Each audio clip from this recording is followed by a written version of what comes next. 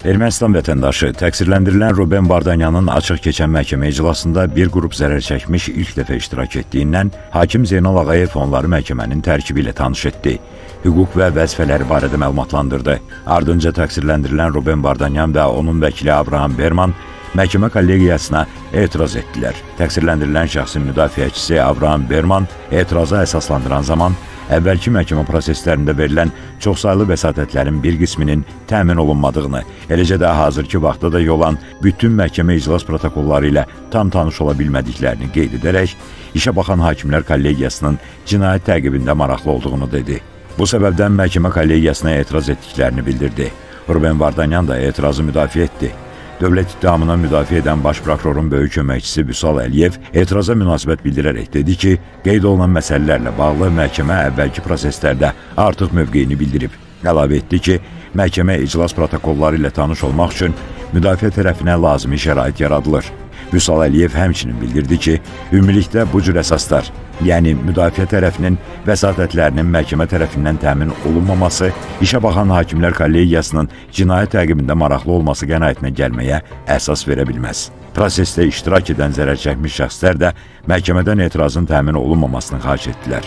Məhkəmə vəsatətə baxmaq üçün müşavirəyə getdi. Müşavirədən sonra müdafiə tərəfinin etirazlarına dair məhkəmə qərarı elan edildi. Qərara əsasən etiraz baxılmamış saxlanıldı.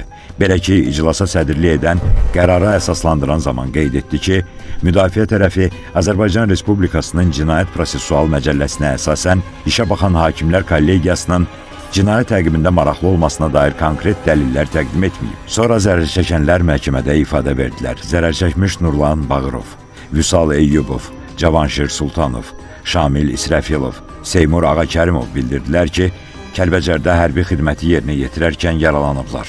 Həmin vaxt Ermənistan Silahlı Qüvvələrinin təxribatı ilə qarşılaşıblar. Hadisə zamanı 14 hərbiçimiz şəhid olub. Onlarla bərabər digər döyüş yoldaşları da yaralanıb. Zərər çəkənlər dövlət ittihamçıları Fuad Musayev və Vüsal Abdullayevin suallarına cavab olaraq bildirdilər ki, həmin vaxt düşmən müxtəlif tipli iri çaplı silahlarla mövqelərimizə hücum edib. Ümumiyyətlə isə Ermənistan ordusunun qalıqları və qeyri-qanuni erməni silahlı dəstələri mütəmadi olaraq işğaldan azad edilmiş Azərbaycanın suveren ərazilərinə müxtəlif tipli iri çaplı silahlardan atəş açaraq təxribatlar törədib. Azərbaycan Silahlı Qüvvələri isə vaxtında bütün təxribatların qarşısını alıb. Tipli minaların partlaması nəticəsində xəsarət alanlar ifadə verdilər. Zərər çəkmiş Taciəddin Kərimov həmin vaxt Tərtər rayonunun inzibati ərazisinə daxil olmuş. Hazırda isə Ağdərə rayonuna aid olan Talışkənd istiqamətində mina partlayışı zamanı yaralandığını dedi. Bildirdi ki, həmin vaxt onlar azad olunmuş ərazilərdə təminat yolu açmaq üçün sahənin minalardan təmizlənməsi prosesi ilə məşğul olublar. Növbəti minanın zərərsizləşdirilməsi zamanı partlayış baş verib və o yaralanıb. Zərər çəkən Baş Prokurorluğun Dövlət İttihamının Müdafiəsi üzrə İdarəsinin şöbə rəisi Nəsir Bayramovun suallarına cavabında bildirdi ki, həmin sahədə 59 mina zərərsizləşdiriblər. Aşkarlanan minalar son illər bastırılan və Ermənistanın istehsal etdiyi minalar olub. Zərər çəkmiş Vaqif Babayev isə məhkəməyə ifadə verdi ki, o, Azərbaycan Respublikasının Mina Təmizləmə Agentliyinin əməkdaşı kimi xidməti vəzifəsini yerinə yetirən zaman Zəngilanda tank əleyhinə mina partlayışı zamanı xəsarətlər alıb. Zərər çəkən dövlət ittihamını müdafiə edən prokurorların suallarını cavablandırarkən Ermənistanın mina terrorundan daha çox günahsız mülki insanların əziyyət çəkdiyini söylədi.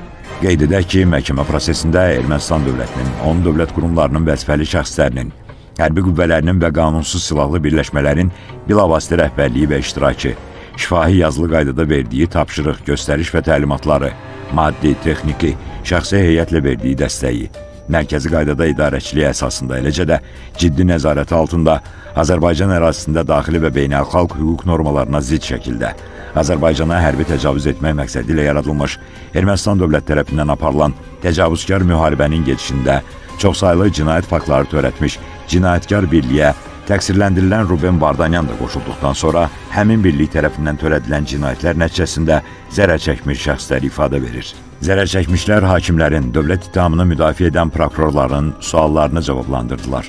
Məhkəmə iclasında zərər çəkmiş şəxslərin barələrində keçirilmiş məhkəmə tibbi ekspertizasının rəyləri də elan olundu. Məhkəmənin növbəti iclası mayın 6-sına təyin olundu. Qeyd edək ki, Bakı Hərbi Məhkəməsinin hakimləri Zeynal Ağayevin sədrliyi, Anar Rzayev və Camal Ramazanovdan ibarət tərkibdə keçirilən məhkəmə prosesində Ermənistan vətəndaşı Ruben Vardanyan Azərbaycan Respublikası Cinayət Məcəlləsinin bir çox maddələri, o cümlədən təcavüzkar müharibəni planlaşdırma, hazırlama, başlama və aparma, əhalini deportasiya etmə və məcburi köçürmə, işgəncə, muzluluq, terrorçuluğu maliyyələşdirmə məddələri ilə ittiham olunur. Təqsirləndirilən şəxs bildiyi dildə, yəni rus dilində tərcüməçi, habelə müdafiəsi üçün özünün seçdiyi vəkillə təmin olunub.